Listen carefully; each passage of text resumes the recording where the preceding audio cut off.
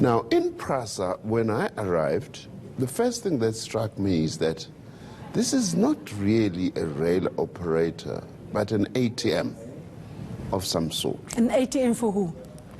An ATM for people that now are going to be coming out, because as I'm talking to you now, I've just been briefed very recently that disciplinary charges are going to be laid on people. An ATM indeed. Corruption has brought the passenger rail agency into a state of collapse. The agency is failing to provide reliable and safe transport for commuters. The Transport Minister had to assemble an interim board to try to fix the problems at Prasa. Now, the results, a number of senior executives have been suspended as investigations reveal gross looting. Is this a sign of turnaround for the rail agency? Tonight we'll zoom into the state of Prasa from the view of its key stakeholders. We have Tinzi Ubabalo from Satawu and Steve Harris from the United National Transport Union. Very good to have you both with us. Tinzi, paint a picture for us. How bad is it? The situation is very bad, and as a result, workers on the ground are very angry because they see their future bleak. This is from a background where a number of senior managers have been involved in corrupt activities, and this had been solicited from various reports that have been issued. One report from the public protector, another report was coming from a law firm that was contracted to do the work, as Vekmans, if I'm not mistaken, and another report was coming from the is it a director?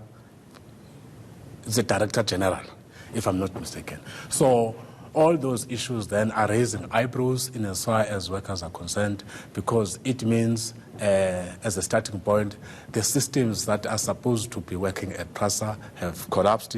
It means even the commuters who bear the brunt because of lack of security systems, because there is no revitalization of the rail system as it was envisaged in the last 7 years. It's a appalling situation, isn't it? And we've obviously seen the pictures of burning trains, lack of security, crumbling infrastructure.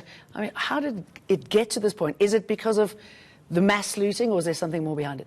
Jane, we believe that at the end of the day, it's just been people at the back of the scene looting where they can.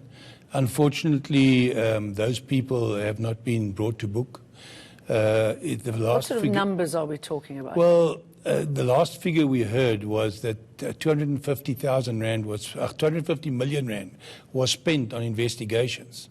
And this is now from about 2014, 2015. An investigation, how many people do you think are implicated? I mean, it's very difficult. It's very difficult to be able to say how many people are involved. But our concern is, as Labour, specifically as UNTU, is all this money has been spent on investigations. And to date, we're only aware of those few that have resigned, and those few that have been dismissed, and then in this last few months that there's been 5 that are on suspension at this point in time. No real action has been brought from any of the investigations that have come forth. And this is the biggest concern. And employees, our members are very concerned that it's a grave situation that they can managers can sit back and just do what they want to, whereas a controller, if she's or he is short on his takes for the day, they're dismissed. Yeah, you wonder where the checks and balances are here, and what a new board could bring to this, and what sort of challenges they'd face. As a starting point, we are concerned with the fact that almost all senior managers are on acting positions, which then derails the process of the turnaround strategy. It is our view as Satawu that if you have a group CEO that will be contracted for a short term, he is having a fear on whether he would drive that vision and the mission of the organization, which then has a serious impact into the running of the day-to-day runnings of the business. Sorry, and also, so you've got the internal problems there. You've also got passengers who don't pay for their rides. Several of both of your members, I believe, have been implicated in setting fires to trains. How do you put a stop to those type of issues? Well, let me put it categorically. None of our members have been involved in setting fires. There's no proof of that whatsoever. That's still very far. None of our members have been implicated whatsoever. The people that have been implicated just haven't been brought to book. And I can assure you, we've got no, our members are not going to have any benefit if they set their own trains alight. Because at the end of the day, it's just going to bring more pressure onto them because there's less trains, more millions of passengers that they need to carry. More pressure on them because at the end of the day, if that train comes to a standstill at a red signal and the train doesn't move, the commuters get upset. They want to know from the train driver or the guard, why is the train standing for so long? Why is it not moving? And this is all pressure on our constituents at the end of the day. And they don't want to work under those circumstances.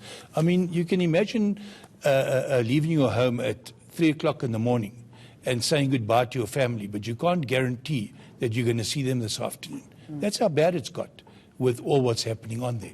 And at the end of the day, you just haven't got sufficient and proper security people and trained security people that can deal with these issues. That's the problem. I mean, you've got disgruntled workers, however, they're playing it out and expressing their anger, but you don't have enough security. I mean, how feasible is that? What sort of conversations have you had with the police, with management about improving security so that people can be safer on the platforms and in the trains? We have been throwing many proposals. One of the serious proposals now is the insourcing of the security, because we believe very strongly that the fact that they are contracting private security companies is causing a lot of problems. And among those problems, that includes the very same corruption that we're talking about.